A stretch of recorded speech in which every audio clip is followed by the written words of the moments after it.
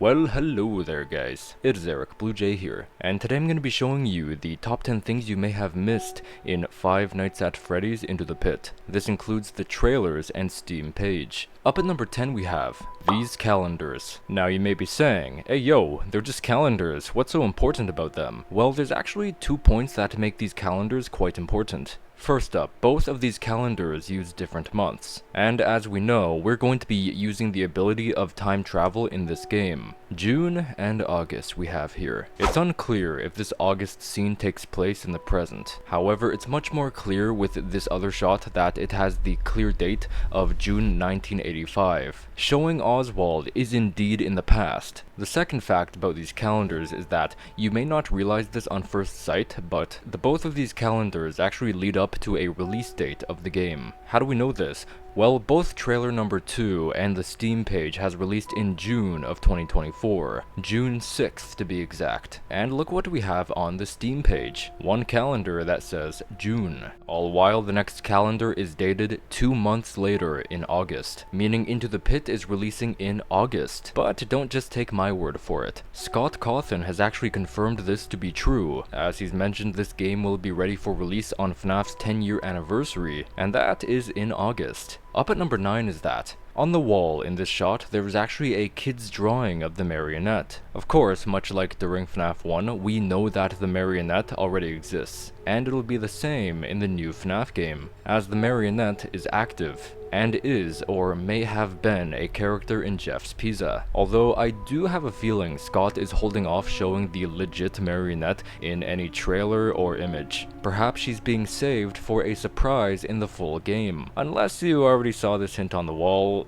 Unless not, sorry. But I do think she'll be used for something big. And now for number 8 we have radios. Radios have been seen in quite a few shots. Here, here, and here. Can I get a here to that?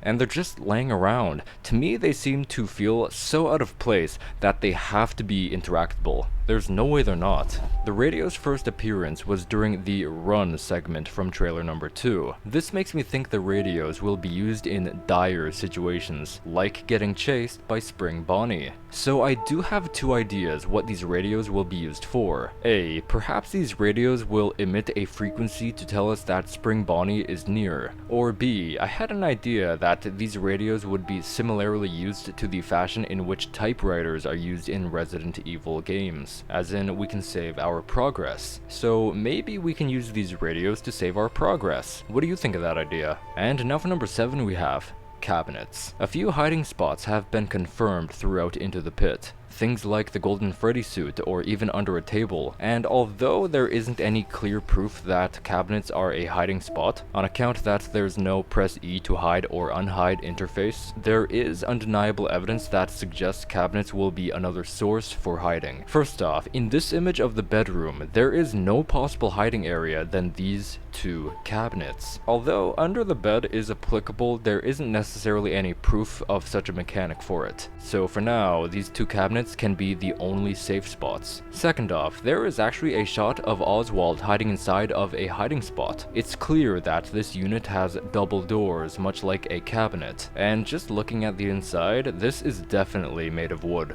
So yeah, the cabinets will be a sufficeable hiding spot. And now for number 6 is that, you know about the trend of FNAF games never showing the kitchen? Remembering back to Five Nights 1, the camera has never actually worked inside the kitchen. Ergo, we've never actually seen what the kitchen looks like. This changes in the FNAF movie, where we get our first ever look inside FNAF's kitchen. But on the other hand, did you know that Into the Pit shows us our second ever look inside the kitchen? We may be surrounded by Chica and Spring Bonnie, but this image has more beyond the surface. Yes, this is the kitchen within Jeff's Pizza. A completely disgusting mess in here. Broken plates, stains on the floor, cluttered countertops. You know what? On second thought, I'm glad we've never seen inside the kitchen until now. Yeesh! However, my favorite detail in here is the Freddy branded oven. It just adds so much character to this room, I love it. Up at number 5 is probably the most popular sighting. So if we head back into this bedroom, yes, this room is absolutely packed with great little details. But we'd actually notice this insane nod to Five Nights 4. Not only does this shot reside in a bedroom, but look at these toys Oswald is standing near. The purple robot toy and the slinky caterpillar, although a different appearance and build, a direct reference to what we see on the floor in FNAF 4. Hey, that rhymed.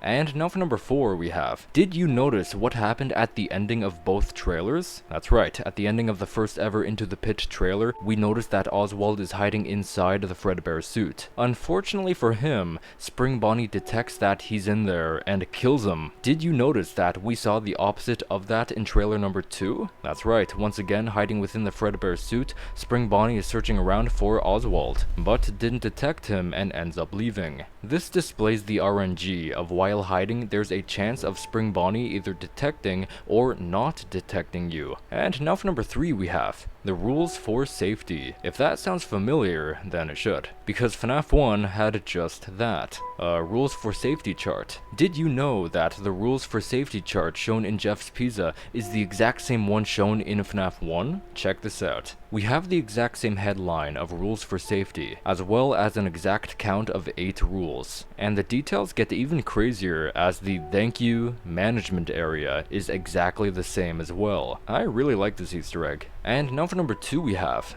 this room. This room has actually changed tremendously since trailer number 1. So the front desk here has become wider. The desk contents are different now. The plant in the corner is gone. The picture of Circus Baby not only proves that she exists during the events of Into the Pit, just like Marionette, but this picture has been moved to the top left corner of the room, and has been replaced with a menu in its original location. The red door handles have changed, and the basketball player Freddy picture is no longer here. So yeah, this very room has experienced the most amount of change in all areas. Quite impressive when you think of it. Seeing early development shots versus the final version is always a sight to withhold. And now finally, for number 1 we have Steve Urkel eating pizza. Did I do that? No.